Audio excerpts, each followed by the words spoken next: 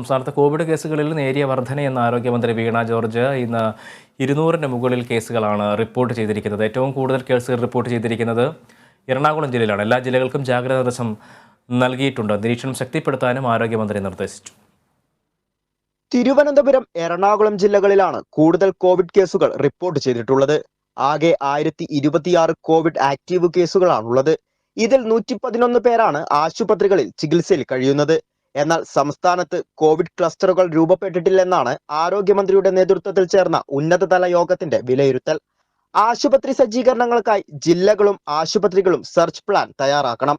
Covid രോഗികൾ വർദ്ധിക്കുന്നത് മുന്നിൽ കണ്ട് ICU, വെന്റിലേറ്റർ ആശുപത്രി സംവിധാനങ്ങൾ കൂടുതൽ മാറ്റിവെക്കാനും മന്ത്രി നിർദ്ദേശം നൽകി. പുതിയ വകഭേദം വന്നിട്ടുണ്ടോ എന്നറിയാൻ ജിനോമിക് പരിശോധനകൾ വർദ്ധിപ്പിക്കും. മെഡിക്കൽ കോളേജുകളിൽ കോവിഡ് രോഗികളുടെ എണ്ണം കൂടിയിട്ടില്ല. ആവശ്യമായ പരിശോധനാ കിറ്റുകളും മരുന്നുകളും സജ്ജമാക്കാൻ KMSCL നിർദ്ദേശം നൽകിയിട്ടുണ്ട്. Kerala vision news, Thiruvananthapuram.